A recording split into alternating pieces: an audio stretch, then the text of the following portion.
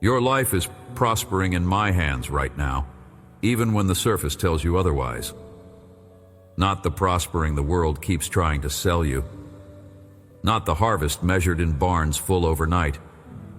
Not the kind of yield that arrives before the labor has done its quiet work in you. A real prospering. The kind that ripens slowly underneath a season you have been calling barren. Stay with me through these next few minutes. Before this short message ends, I want to show you why the autumn you have been waiting on is closer than you can read from where you stand. And I want to set in your hand one sentence I had Paul write to a small cluster of believers across the sea. A sentence that will quiet, in this very hour, the suspicion you have been carrying that your faithfulness has gone unseen. The season is turning. The harvest is yours. I see you. The faithfulness in you has not gone uncounted. You have done 1,000 small obedient things that no calendar logged and no neighbor noticed. And you have begun, somewhere quiet in the chest, to wonder if any of them mattered. The small acts of love repeated in a difficult home. Washed dishes, returned calls, soft tones offered to a person who did not return them. Every one of those is a seed that left your hand and entered ground you cannot inspect from above. A father has been waking before dawn for years to provide for a family that does not understand the cost of his alarm clock. A daughter has been driving across town twice a week to a parent who no longer recognizes her face. A widow keeps showing up to a small ministry that has thanked her precisely once in 11 years. A teacher pours into a classroom of students whose parents will never email her name. A nurse stays past the shift because the patient in room 12 asked her to. None of that is invisible to me. Not one quiet act has fallen outside my counting. The friend stopped asking how the long faithfulness was going because the answer began to sound the same. Your morning prayer has gotten shorter, not because the love has cooled, but because asking the same patient ask, year after year, started to feel like talking into a season that would not yield. I have heard every shortened word. I have stored every unanswered ask in a place no thief can reach. A storehouse already has your name etched into the lintel. None of your sowing has been lost. Tiredness like yours is the tiredness of a real planter, not of a quitter. There is a difference, and I will not let you confuse them. A quitter stops scattering. A planter keeps scattering with a sore arm. Yours has been the sore arm of a planter. I have watched it. I have seen the night you almost let the basket fall and did not. I have seen the morning you walked back out to the field with less expectation than the morning before and walked anyway. Walking anyway is one of the highest acts of faith there is, and I have been receiving it as worship. Rest your hand on your throat for a moment, where the words come from. Light pressure, no more than the weight of a feather. That small spot has been the route through which your tired prayers have left you for years. It has been the channel of every please you whispered at 3 a.m, and every quiet still here you offered when the weariness asked you to give up. Let the hand stay there for a breath. Feel the small pulse against your fingertips. That pulse is a kind of harvest too. A heart that is still beating is a heart that still has time to see the ripening it has been waiting on. The throat under your hand has not been the throat of someone whose faithfulness was wasted. It has been the throat of a sower in a long season. And the season is not the same as the harvest. Your weariness was not assembled in you all on its own. You inherited a hidden tax on patience from places that taught you the opposite of what I teach. You learned it the first time a parent set a finish line in front of you and changed the line the moment you reached it. And you began to believe that arriving was a moving target rather than a real destination. You learned it the season a workplace asked for more without ever returning what it took. And you began to read effort as something that drains rather than something that ripens. You learned it the year a relationship asked you to keep giving and giving while it never reciprocated. And your gut quietly concluded that giving is a trap rather than a planting. You learned it in places where ministry was treated like a vending machine. Insert obedience, expect outcome, and shake the box angrily if the outcome did not drop. Every one of those lessons trained your nervous system to read seasons as betrayals, to read waiting as proof of foolishness, to read slow harvests as evidence that the field itself was cursed. None of those teachers were me. A few of them loved you and were honestly handing on what had been handed to them. Others used the language of faithfulness to keep extracting more from you. Either origin produced the same false map, and the map has been making you mistrust the very field I planted you in. Roll the map up. Let it lean against the wall for a few minutes while I tell you what real prospering actually looks like in the workshop of a father who knows seasons. Somewhere along the way, you were taught to believe that prospering means visible abundance, instant rewards, and the kind of yield that fills storehouses inside one short season. You were taught that genuine blessing arrives quickly, with fanfare, with measurable proof your skeptical relatives can no longer argue with. You were taught that if the harvest tarries, the planting must have been wrong, or the planter must have been faithless, or the field must have been the wrong field all along. You were taught to weigh my prospering by the same scales the surrounding culture uses to weigh success, as if the maker of seasons and the makers of marketing campaigns measured fruit with the same instrument. That is not how my prospering ever works. That has never been how my prospering works. A picture of abundance lodged in your chest right now, barns instantly full, problems instantly solved, every difficulty rolled away before lunch, was painted by hands that were never mine. Some of those hands belonged to teachers who meant well and had never sat through a long autumn themselves. Some belonged to voices using the promise of overnight harvest to keep you giving them money they had no right to ask for. Either origin, the same falsified image got etched into the back of your mind, and that etching has been telling you for years that your slow season is a verdict instead of a corridor. Lay the picture face down for a minute. Hear what my prospering actually looks like inside a real life with real soil. A field of mine prospers underneath the surface long before the surface knows. A vineyard of mine grows roots downward in seasons no harvester can see.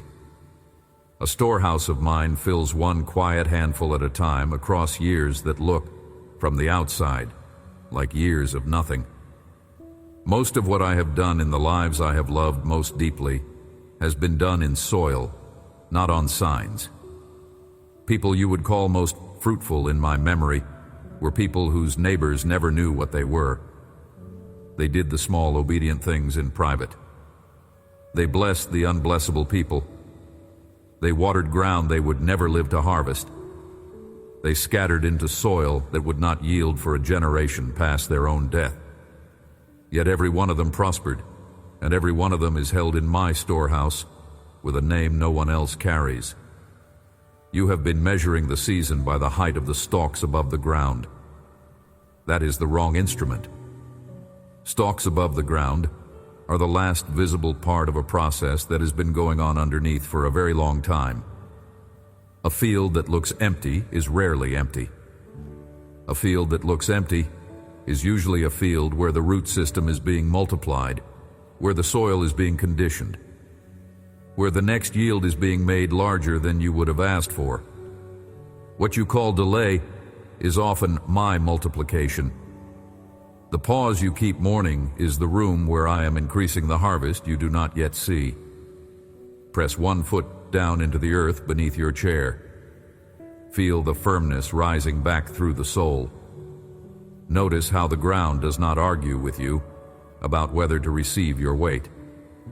It simply receives it. That same receiving is happening right now, underneath the season of your obedience. Soil you cannot inspect from where you stand is busy. The depth is not idle. The depth is preparing. The depth is producing what the surface has not yet shown. Lean into the foot a moment longer. Let the firmness underneath teach the rest of you that the unseen work is real, even when the eyes cannot verify it. Earth holds what it was made to hold, and earth does not lose grip, because the planter walking across it has grown tired. You have been carrying a quiet fear that your obedience has been a long mistake, that if the harvest were really coming, you would already have a sign by now, that perhaps you have been planting in the wrong field all these years, and the empty appearance is the verdict on your discernment. That fear has been the cruelest weight of all, because every other load on your shoulders got heavier the moment that fear whispered it. Let that fear come down for the rest of this message. Your obedience has not been a mistake. Your obedience has been a long, hidden, gathering yield. I do not waste an obedient act. I do not waste an obedient day. I do not waste an obedient decade.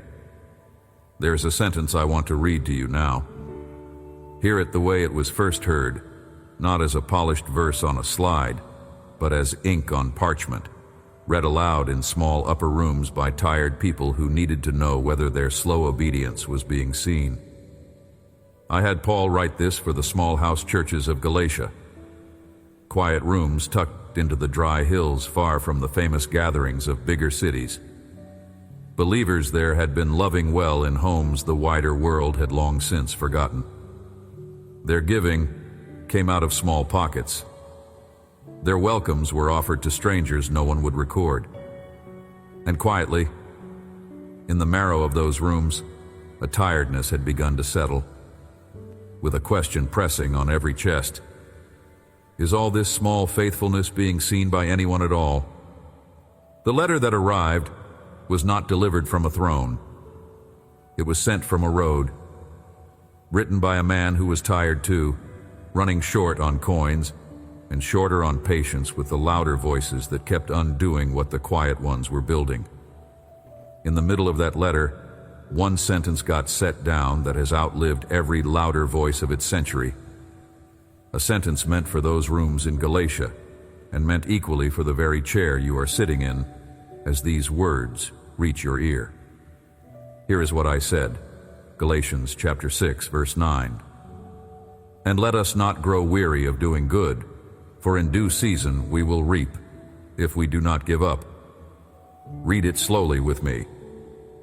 There is more living inside this sentence than a quick scan will reach. Let us not grow weary of doing good. Look at the first phrase. I did not say, do not grow weary. I said, let us not grow weary. Us. I am in the sentence with you. Tiredness you feel is a tiredness I am acquainted with from the inside of your kind of body. I am not standing outside the field, shouting instructions to a worker on the other side of the fence. I am in the field. I am beside you. The us of this sentence is the most important word in it, because it means the weariness was never something I expected you to fight alone. I am the one who has been keeping you upright through years your own legs could not have held, doing good. Notice what I did not say.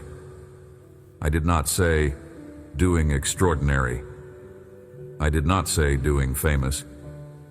I did not say, doing the things people will remember you for. I said, doing good, the small good, the repeated good, the unwitnessed good. The good of getting up one more morning to love a person who does not yet love you back. The good of refusing to become the cruelty the world handed you. The good of staying tender in a season that has been training you toward bitterness. That kind of good is the good the verse is about. And that kind of good is exactly what you have been doing for longer than you have given yourself credit for. For in due season, Read that one twice. Due season, my season, not yours. Not the season the comparison voice keeps telling you should already have arrived. Not the season your skeptical relative measures you against. My season.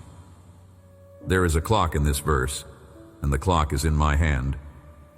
You have been holding up a stopwatch to a field that operates on the calendar of heaven, and the stopwatch has been making you doubt the calendar. Set the stopwatch down. Due season has its own arrival, and the arrival is not late just because it is later than your nerves wanted. We will reap. Look at the verb will. Not might, not could. Not perhaps under the right conditions. Will. There is no qualifier in that promise. There is no fine print. There is no escape clause where I quietly revoke the harvest if your faith dipped on a Wednesday. The reaping is not conditional on your inner weather. The reaping is conditional on the one who made the seed and made the soil and made the seasons, and that one has already decided. The yield is coming. The only remaining question is whether you will be standing in the field when it arrives. If we do not give up, hear the gentleness of that final phrase. I did not say if you are perfect. I did not say if your faith never wavers. I did not say if your prayer never gets short. I said, if we do not give up, remain in the rows. Even with the sore arm, even with the shorter prayer, even with the days you walked the furrows without feeling anything at all, remain. That is the whole condition. The walking itself is the obedience. The not leaving is the faithfulness. The not quitting is the test, and you have been passing the test for longer than you realized. As I once said through one of my old singers, those who sow with tears reap with songs of joy. Let that quiet promise sit alongside what Paul wrote. Every tear that landed on the ground while you were sowing has not been lost. Tears are not contamination of the seed. Tears are the water on the seed. Every grief that fell while you were obedient was absorbed by the field and is becoming part of the harvest. You did not plant in the wrong field. You planted in a field that drinks tears and turns them into bread. Return for a breath to what I told you at the opening of these words. I said the autumn you have been waiting on is closer than you can read from the row where you stand. Here is why. Because autumn never sends advance notice. Autumn arrives in a single quiet daybreak when the air shifts and a tree you walked past all summer is suddenly different. You have been pacing the edge of your own field, watching the horizon for a thunderclap that was never going to come. The shift comes quietly. A daybreak will come when you walk out, and the ground simply looks different. Not because the ground changed in the dark, but because the long unseen work finally surfaced at exactly its hour. Keep walking the rows until that daybreak arrives. Your sore arm is not the verdict on the planting. Your sore arm is the proof that you have been a real planter. A small practice can be tucked into the 7 days ahead of you. Whenever the harvest feels like it is dragging, and the feeling will come, because waiting is the chapter of faithfulness no one warned you was the longest, pause and pose one quiet question to yourself. Not, when will I see it? That question returns more dread than answer. The question is, what if the ripening has already begun underneath? That is the entire practice, only the what if. The what if is not denial. The what if is the door through which your soul lets the unseen work be where the real work has been happening all along, instead of insisting the work prove itself on the surface. A second beat to this practice, when you have the bandwidth for it. After you ask the what if, do not rush past it. Linger in the question for a breath longer than feels natural. Many of you will sprint past the relief of the what if because relief is a country you have not lived in for a long time. Stay in the country. Let your shoulders register that the harvest may be closer than your nerves have been telling you. Let your jaw soften around the possibility that your sowing has not been wasted. The longer you let the what if breathe, the more your body learns that a true harvest does not need your supervision to arrive. A third beat, gentler than the other two. When you notice a small mercy in your week, an unexpected kindness, a difficulty that loosened without your effort, a friend who texted at exactly the right hour, a quiet moment of peace that came without warning, do not dismiss it as coincidence. Whisper, in whatever voice you can manage, the harvest is beginning. That single phrase is a whole posture. It teaches the eye to recognize the early signs of a harvest you assumed would only arrive in one dramatic moment. Many harvests arrive in fragments before they arrive in fullness. Catch the fragments. Honor them. They are previews of what the full season is bringing. Attempt 1 will likely register as nothing. The 10th pass may still leave the interior unchanged. A field judged barren across many seasons does not begin feeling full inside a single afternoon. Yet around the 30th pass, register the shift.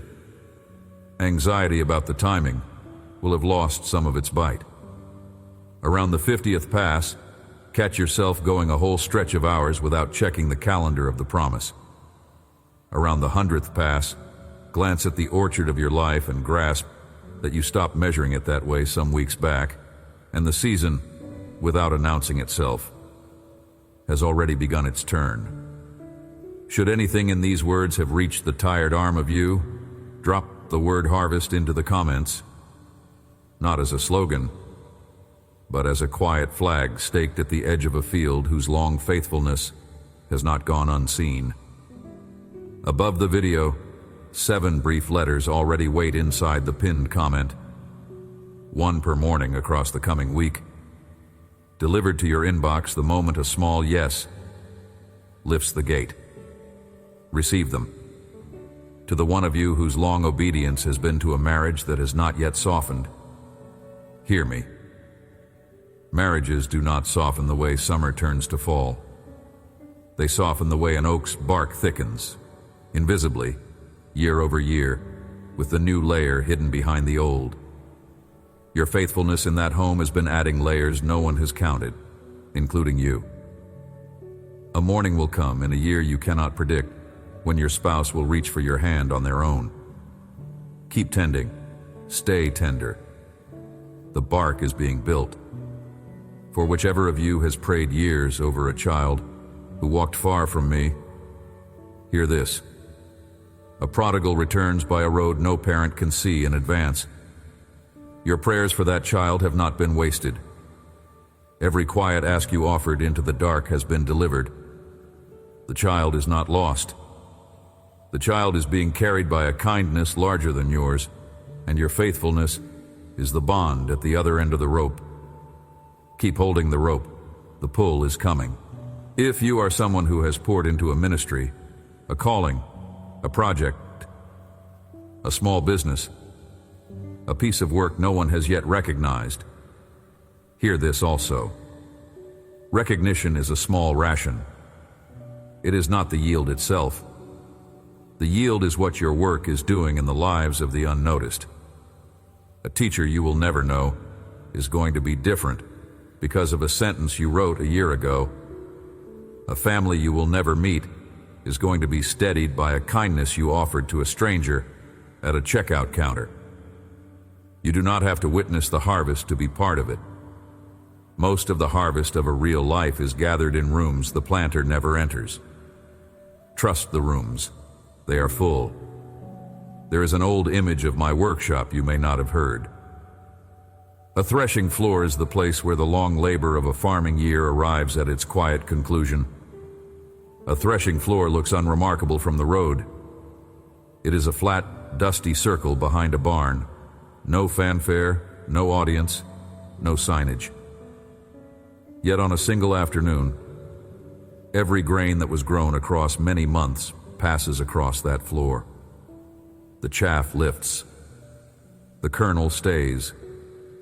Your life has a threshing floor, and the long obedience you have been carrying is going to cross it. Most of it is going to be kept. A little of it, the worry, the comparison, the false math, the borrowed shame, is going to lift off in the wind and be gone. What remains will be exactly what was always yours, and the keeping will be mine.